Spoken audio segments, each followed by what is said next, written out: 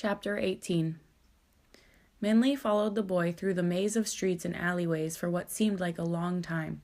If it wasn't for the big buffalo that was always in view, Minley would have easily lost him many times. "Not too far now," the boy said to her. Minley realized that the boy lived very far from the inner city. The road was no longer stone, but dirt. Even from a distance, she could see that the outer city wall was cracked and broken. "I live over here," the boy said, pointing, and Minley looked down a muddy path that led to a shabby, rickety hut that looked as if the first strong wind would blow it away. The boy brought the buffalo right into the hut, and Minley went in after. She looked around the small, meager home. The only furnishings Minley could see were 2 wooden crates and a rough stool. On one side of the hut, a crude metal gate stood in the fireplace with a well-worn pot on it. The other half of the hut was divided into 2 piles of dry grass. Minley watched as the buffalo went directly to one pile and lay down. The boy gave it an affectionate slap on the side and dragged the rough wooden stool across the floor to her. "Here, have a seat," he said as he sprawled onto the other pile of grass, "and tell me why you want to go to the palace so much." "It's not the palace," Minley said as she sat on the stool. "I want to see the king." And she told the buffalo boy the whole story. She saw his face wrinkle with disbelief when she talked about the fish, and he shook his head when she told about the dragon. But he didn't interrupt once. "I don't know how you're going to see the king," the boy told her when she finished. "Even if you do see him, I doubt you'll be able to ask for a borrowed line, especially when you don't even know what it is." "But I have to," Minley said. "There must be a way." "Well, I always think better after I've eaten," the boy said, and he stood up and opened one of the crates. "Let's have dinner." While he fried the plain bamboo shoots in the pot over the fireplace, Minley looked around the bare room. "Do you live by yourself?" she asked. "Uh-huh," the boy nodded. "My parents died 4 years ago. Ever since then, it's been me and the buffalo." He spoke almost carelessly, without anger or self-pity. Suddenly, Minley thought about her own home. The wooden floor, always swept by Ma, the extra blanket Bob put over her when the wind blew cold, and she felt a strange tightness in her throat. The boy finished cooking and pushed the cooked bamboo, like thinly sliced pieces of yellow wood, onto a plate. He only had 1 plate, so he set it on the stool next to the 3 peaches Minley had left, and both sat cross-legged on the ground. She took out her chopsticks. He only had 1 pair of those as well, and each picked and ate with the stool as a table and the single plate between them. "You don't have any aunts or uncles?" Minley asked. "Other family or friends?" "Well," the boy said, tossed a peach to the buffalo, and then hesitated. "I do have 1 friend." And Minley was surprised to see his face change unexpectedly. The sharpness of his expression softened like a flower blossoming, his small smile gentle. "Who is it?" Minley asked. The story of the buffalo boy's friend.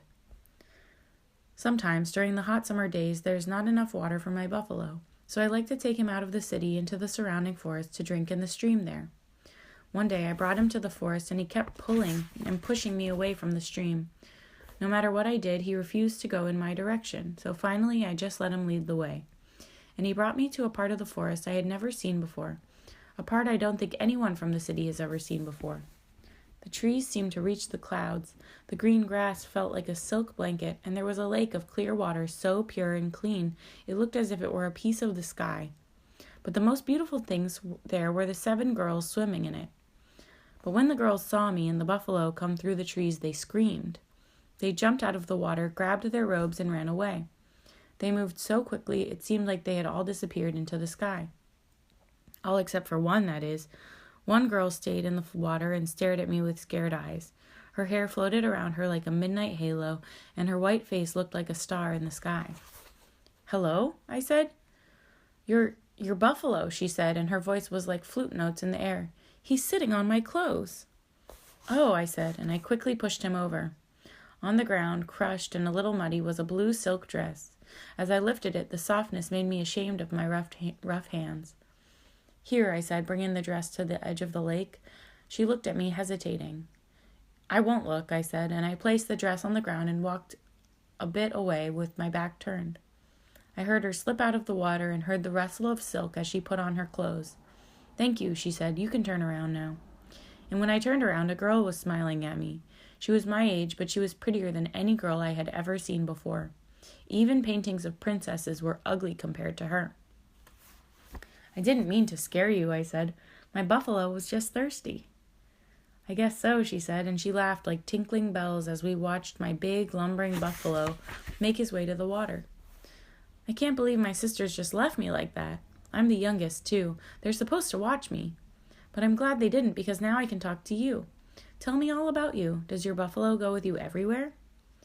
And just like that, we became good friends. She wanted to know everything about me and wasn't snobbish or anything. In fact, a lot of the time she sighed and said she wished she had my freedom. I have to go before they miss me, she sighed. I wish I could stay here. Where I live, I'm not allowed to do anything. There's always someone watching, telling me what to do, and it's kind of lonely. Well, visit me, I told her. We can have lots of fun together. I'll try, she promised, and she kept her promise. Like she said, it was hard for her to get away, but every night on the full moon, when she visits her grandfather, she stops here. Sometimes she can only stay a little while. Sometimes she stays for hours. Whenever I see her, we laugh enough to last for the month. She's my best friend, and some days when we're old enough, I'm going to talk her into staying here forever. And she should be coming tonight, the buffalo boy said, and his smile was bright and broad. Oh, can I meet her? Minli said. It was funny how the buffalo boy's whole manner changed when he talked about her. His vaguely mocking attitude and tough expression washed away, and he lit up like a lantern. She was glad the boy had someone in his life other than the buffalo. The boy looked troubled. She's really shy around other people, he said, and I think she's afraid if anyone sees her, her family might find out that she stops here instead of going straight to her grandfather's. They're really strict with her. I won't bother her then, Minli said.